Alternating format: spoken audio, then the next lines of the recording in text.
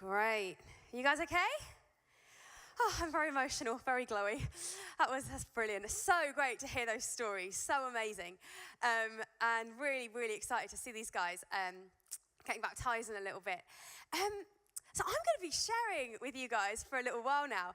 And I have to be honest with you, whether you normally come to church or whether you've never been in a church before, actually what I'm sharing this morning may make people feel equally uncomfortable because no one actually wants to talk about what I'm going to share with you guys this morning. So there's something to look forward to. Not only that, people don't want to talk about it, but they don't want to admit to it either. And even less than that, they really don't want to be accused of it. And so this morning, now that you're all really excited and happy to be here, we are going to be talking about the topic of pride. And what does this mean in terms of these guys who have made this incredible decision to follow Jesus, to actually say, my life is not about me. I have had an encounter with God and my life is now about him. So that's where we're going to be landing. So before we start, could you maybe make a new friend, chat to the person next to you, make sure no one's left out, and say, how would you define pride? How would you define pride? What does it mean? What does it look like? I'm just going to sort myself out here and let you guys have a chat. They just put the slide up behind you, by the way, a preoccupation with yourself.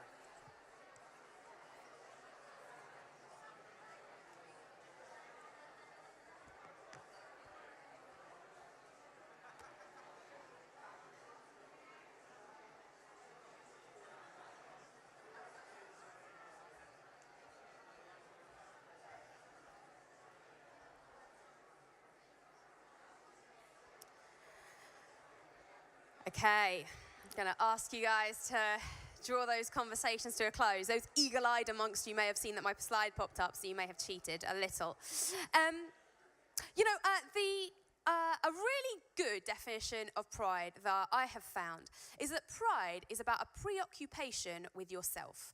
It is making things all about you. It is your whole world revolving around you, you being the topic of your thoughts and what your thoughts are consumed by, you being the thing that you are motivated by, you being the thing that you spend most time considering. And you might say to me, Laura, I'm human. This is just what humans do. And I would say, yes. And hasn't it got us into a pickle? You see, I really don't believe that that is what we were created for. And that's what we're going to be talking a little bit about this morning. But before I get into that, I want you guys to know, particularly if you don't normally come to church, this is not about guilt this morning. The more I've looked into pride, the more I've realized that I am absolutely riddled with it. I stand up here as someone who is one of the worst amongst us, I'm sure, in this area. And so I really am, talking out of experience. This is not a guilt thing. Pride is important. It's important that we have some level of pride. We have pride in order to have a healthy self-esteem. In order to have good mental health, we need to have some pride. In order to get better at stuff, we need to take pride in things. In order for things to go from average to excellent, there needs to be some pride. The fact that you got up today, had a wash, put some clothes on and came here means that you have some pride. And I am so grateful. Thank you for putting clothes on. It really makes this morning a lot easier to deal with. We need pride in our lives. It's important.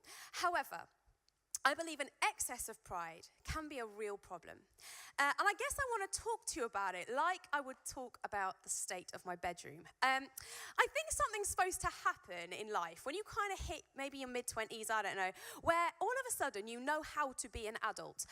You are clean and organized. Your house is tidy. You know what you're doing that evening and you don't forget things. You know what you're doing with your life. Something didn't quite click with me in that mid-20s step, and my bedroom is living evidence of this. Now, I do clean my house.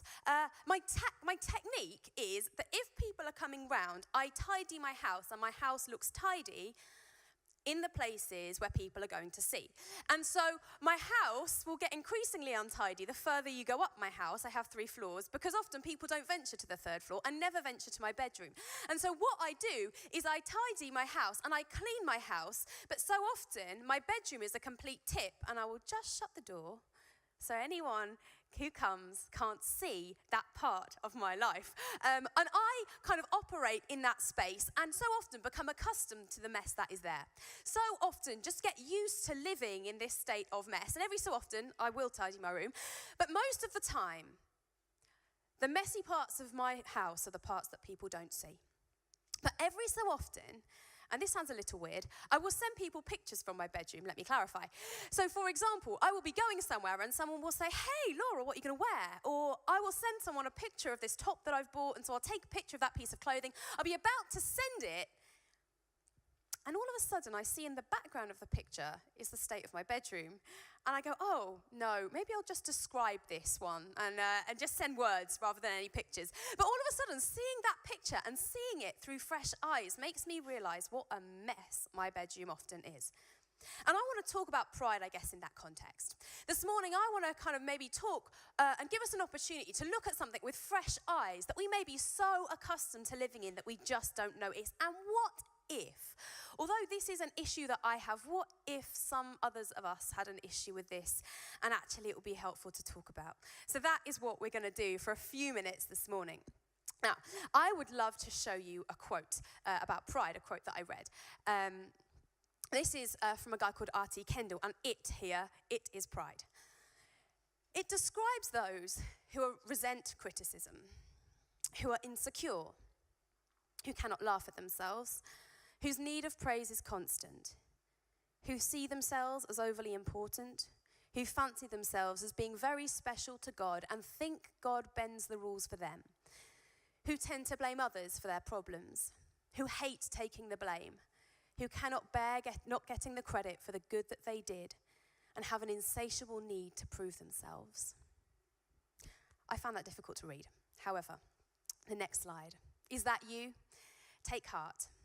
I just described virtually every person whom God has ever used. And so this morning I want to talk about pride and be honest with you and say it is everywhere and it goes deep. And sometimes I don't believe we recognize how deep our own pride can go, but it has been a problem right back from the beginning. At the beginning of time, before God created the world, God existed outside of time and space. That's a created concept. So God existed, and he existed with the angels. And there was this one angel, Lucifer, and he developed a preoccupation with himself. And over the existence that he had in relationship with God, he began to see himself as more important than God, that things revolved around him. And even to the point that he would place himself and his own importance above God. And we read this about him in Isaiah. How you are fallen from heaven, O shining star, son of the morning. You have been thrown down to the earth, you who destroyed the nations of the world. For you said to yourself, I will ascend to heaven and set my throne above God's stars. I will preside on the mountain of the gods, far away in the north. I will climb to the highest heavens and be like the Most High. Instead, you will be brought down to the place of the dead, down to its lowest depths. And so this preoccupation with himself broke Lucifer's relationship with God. And Lucifer, you may know him as the devil or Satan. He couldn't be in existence with God anymore and therefore was separated from him. And God creates this incredible world with a human race who is designed to be in relationship with God. Us, whose lives are designed to be centered around God. And Lucifer, Satan, his pride cannot allow that to happen. Because that means it's not about him. And so he gets to work, destroying humanity's relationship with God, the human race's relationship with God, through the very thing that destroyed him. And this is from Genesis 3, verses 2 to 4. It says this. God, in the beginning of time, put this tree in the garden and said to humanity, to Adam and Eve, don't eat from that tree. That's the one thing I would ask you not to do. And Satan says, hey, God said you can't eat from that. And the woman says this, of course you may eat from the fruit of the trees in the garden. The woman replied, it is only fruit from the tree in the middle of the garden that we are not allowed to eat. God said, you must not eat it or even touch it, for if you do, you will die. You won't die, the serpent replied to the woman. And this is verse 5. God knows that your eyes will be opened as soon as you eat it, and you will be like God, knowing both good and evil. His desire to be like God was spoken into humanity, and we reacted to it. And from the beginning of time, pride has been woven in to who we are and what we carry. An example, sometimes I like to run, not when it's hot. I don't like running when it's hot, but I like to run. And a few weeks ago I was running, for those of you who know the Hales Owen area a little bit, I was running towards Romley, up towards a couple of the pubs up in that area, and there is what I would consider a significant incline. There is a real hill going in that direction, and I was running and it was hot, and I was thinking, Laura, you've done so well. Maybe you should just stop and walk for a little while now, just to congratulate yourself on how well you've done. And I started to slow down, and then all of a sudden, ahead of me on this path, this family come out from this dirt track, having taken their dog for a walk. So some adults and some kids and a dog, and all of a sudden, I have an audience. And I decide I'm not going to stop running. What will they think of me?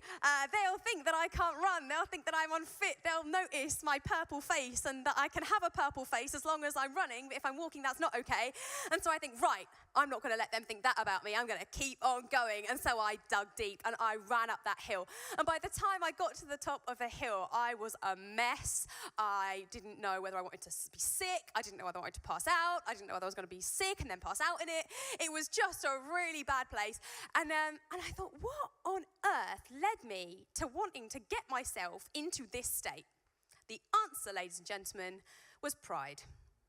I mean, what on earth made me think that that family would even notice some sweaty, purple-faced woman running past them, let alone be bothered about whether I was running or not? They're not going to stop their conversation to comment on my existence, my athletic prowess as I trot past them going for a run.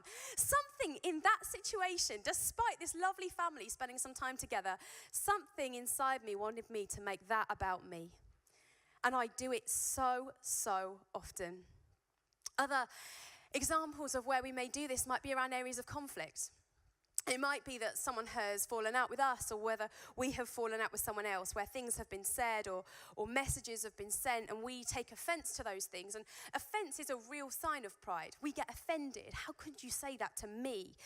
And what happens is things are said and we get hurt. But I want to tell you something. And I shared this with the young people a couple of weeks ago. You may be the subject of what they said. And it might be that you need to apologize for some stuff, and it might even be that you need to learn from some things. But whilst you were the subject of what they spoke about, the reaction that they gave you was not about you.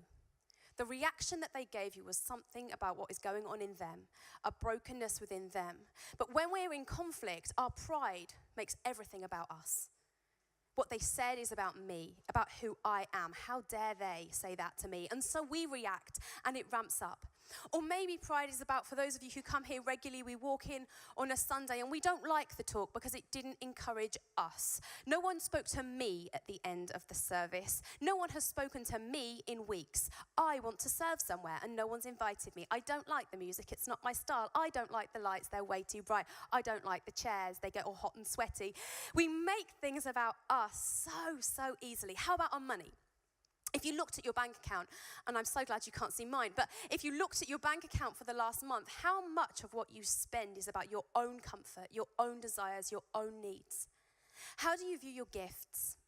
Are your gifts something that you make better in order to further yourself, or do you really see them as a gift and a service to those around you? Pride is so sewn in to who we are.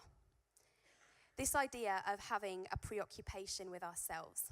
But what we've talked about so far, that's kind of like the positive pride. I want to ask you to just bear with me for a second and almost begin to reshape your understanding of pride a little. Because I believe there's a kind of a positive pride, but I believe there's a kind of negative pride as well. There's a pride that leads us to real brokenness and pain and hurting.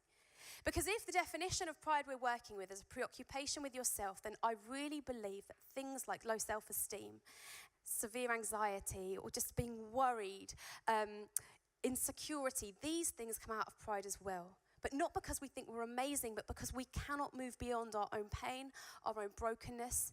We cannot get beyond our own situation. Pride is really mugging us off.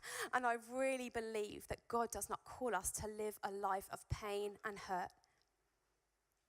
You see, as long as we are at the center of our own world, we are going to be continuing to keep striving, to keep proving ourselves, to work harder, to be better, to fix ourselves or to fix the situation. When I believe that if you are a human being in this room, God looks at you and says, your life was created to be about me. Why? Because you are a child of God. You are loved. You are secure. I want to set you free from this need to prove yourself, this need to every time someone mentions something in a conversation, make it known that you got the credit for that thing. Or when someone is talking about someone else, just chip in to make yourself look good as well. You were designed for so much more than that.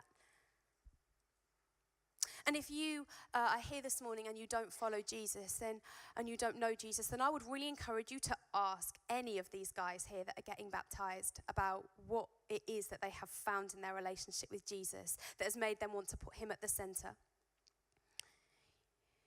If you go to church and you come here regularly, I want to say something a little stronger to you that I would also say to myself. It is not about you. There is a broken and hurting world, and as long as our eyes are on ourselves, it's going to stay broken and it's going to stay hurting, and I don't think we can afford that. God died for us. God loves you so much, not so that we could become nice, fat, comfortable Christians, but so that things wouldn't be about us, that we would give ourselves away to see a world healed and to see a world changed. So what's this got to do with baptism? What's this got to do with this lovely, warm swimming pool here? I want to show you a Bible verse in Philippians. It says this: don't be selfish. Don't try to impress others. Don't be humble. Oh, no, be humble. Do be humble. Thinking, I won't be allowed to speak again. Be humble, thinking of others as better than yourselves. Don't look out only for your own interests, but take an interest in others too. You must have the same attitude that Christ Jesus had. Though he was God, he did not think of equality with God as something to cling to. Instead, he gave up his divine privileges. He took the humble position of a slave and was born as a human being. When he appeared in human form, he humbled himself in obedience to God and died a criminal's death on the cross. You know, everybody who is getting baptized this morning, each person who shared their story has had an encounter with Jesus and has saying today, my life is about Jesus. This isn't about me anymore. I recognize who God says I am. I recognize that I am free, that I don't have to try harder, work more, be better. This isn't about me. This is about God. And God proved that by going on some mad anti-pride campaign. God could have claimed everything, but he gave up everything, becoming a human being, coming to earth, getting on his knees and cleaning the feet of those people that followed him. Those same people from the race that said, this is about me. He got on his knees, he cleaned their feet, and then went to die on a cross, a humiliating death. But he couldn't stay dead because he was God. And so he came back to life. And he defeated pride, defeated brokenness, defeated hurt and pain. And today I believe he wants to offer that to you. That freedom, that sense of freedom. And for these guys here today, they have made that decision. You see, when they go down into the water, that represents Jesus dying, Jesus giving up his rights, Jesus giving up and defeating pride and all that is wrong with this world. And when they come back out the water, that represents new life. That Jesus came back to life, and these guys have new life. Life not about them, not about making themselves happy, but being in love with a God that has changed their world and loving other people as well. And so I want to invite you guys this morning to join them, not in the pool. The pool's small, you guys will get really wet. But maybe we could join them in attitude and in posture. Maybe we could say, do you know what? Maybe I could look at this preoccupation with myself. How much of me is about me, and how is that going? What would it look like for all of my life to truly be about Jesus, to seeing the broken healed? Those people that don't know Jesus coming to know them for the first time. And if you don't know Jesus here this morning, what would it look like for you to be set free? And so I'm going to pray. I'm going to invite the band back up to the stage. If you are a part of the baptism team and need to go and get changed, this is your cue, very clear. But if the rest of us could stand to our feet, I am going to pray for us as we continue with our morning. Jesus, I thank you so much that you gave up your life for us. God, I thank you that we can be set free from ourselves, from our own brokenness, our own need to prove ourselves and protect ourselves, to fight for our own rights, that God, you fight for us.